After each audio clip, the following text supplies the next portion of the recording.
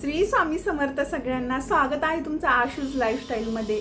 आपला सण म्हणजे महाराजांचा स्वामींचा प्रगट दिन, स्वामी समर्थांचा प्रगट दिन आलेला आहे। 20 मार्च 2026 वार शुक्रवार या रोजी आलेला आहे आणि आपल्याला 21 दिवसांची सेवा करायची आहे। ती सेवा कुठली आहे, ती सेवा काय करायची आहे आणि 21 दिवसामध्ये आपल्याला काय काय सेवा करायची आहे। महाराज नक्की या सेवा करा, पूर्ण व्हिडिओ स्किप न करता बघा, कारण की मी पूर्ण ह्या व्हिडिओमध्ये डिटेल तुम्हाला सांगणार आहे।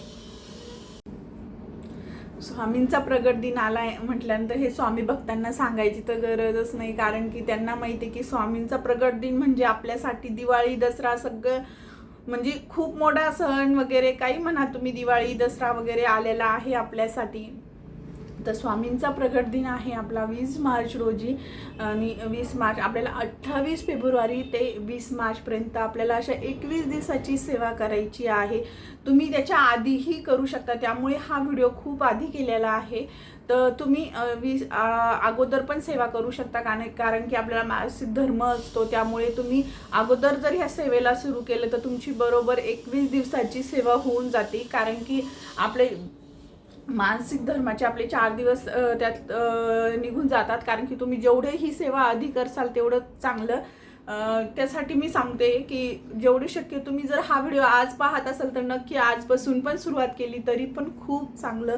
आणि ज्यांच्या काही इच्छा आकांक्षा वगैरे असतील, म्हणजे कोणाला मूलबाळ होत नसेल, कोणाचं घर होत नसेल, कोणाला प्रमोशन, सगळं काही सुख समाधान जे काही हवं आहे तुम्ही ते नक्की ही सेवा संकल्पयुक्त करा। संकल्पयुक्त केलं तर खूपच चांगलं आहे, नक्की तुम्ही करा।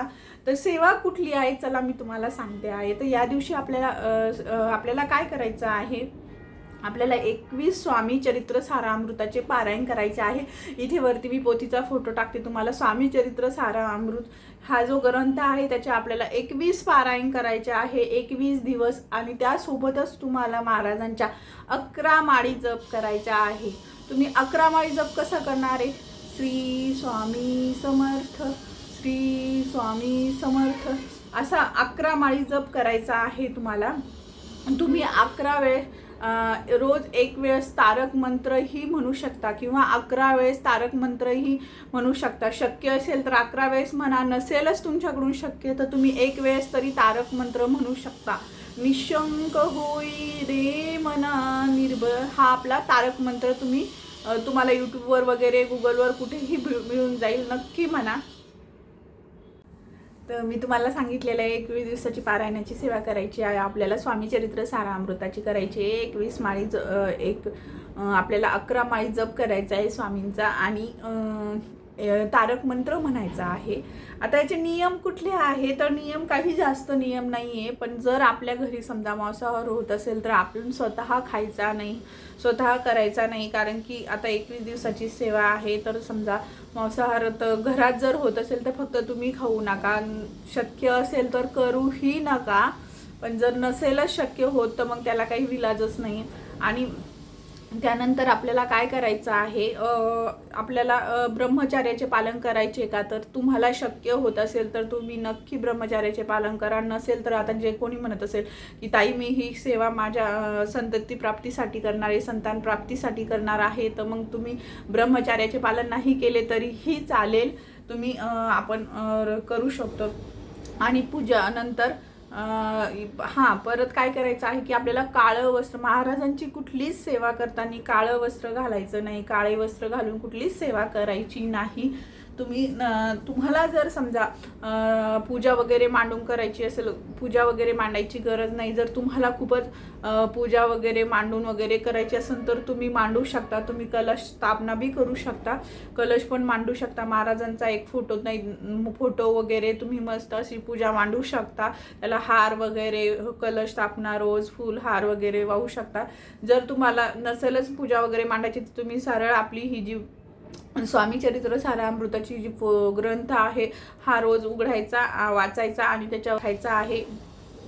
नंतर जर तुम्हाला जर पूर्ण असं हे करायचं असेल तर तुम्ही तशी पण पूजा मांडू शकता, नाही तर सिंपल आपण देवघरासमोर रोज वाचायचं, अध्याय जिथं होता तिथे ठेवून द्यायचा, असंही करू शकता। जास्त काही याची गरज नाही आहे. तुम्ही नाही पण मांडली पूजा वगैरे तरी चालतं. तुम्हाला जर पूर्ण पूजा वगैरे मांडून करायचं असेल तर तसंही करू शकता, जास्त नियम नाही. आणि हां, कांदा लसूण तुम्ही खाऊ शकता, वरण भात वगैरे पण खाऊ शकता, खाण्याचं काहीच नाही आहे. फक्त आपल्याला मांसाहार वर्ज्य करायचा आहे. जर तुमच्याकडून शक्य होत असेल तर तुम्ही स्वतः आता करायचाच नाही, पण तुमच्या घरात जरी होत असेल तर, शक्य होत असेल तर नका करू. नसेलच शक्य तर मग तुम्ही स्वतः मांसाहार करायचा नाही. बघू नंतर आपल्याला काळे वस्त्र घालायचे नाही. बस एवढेच नियम आहे, जास्त काही नाही आहे. नक्की मी सगळ्या महिलांना सांगेन, सर्व स्वामी भक्तांना सांगेन, नक्की करा 21 दिवसाची आपली सेवा नक्की करा. महाराज नक्की तुम्हाला फळ देतील. महाराज करता करविता महाराज आहे, आपण फक्त निमित्त आहे. आपल्याकडून महाराज करून घेत आहे. महाराजांना प्रार्थना करा, संकल्पयुक्त करा. मंदिरात संकल्प करण्याआधी एकदा मंदिरात जाऊन, स्वामींच्या केंद्रात जाऊन तिथे खडीसाखर नारळाचं अशी आपल्याला ही 21 दिवसाची सेवा करायची आहे. व्हिडिओ आवडल्यास लाईक, शेअर, सबस्क्राईब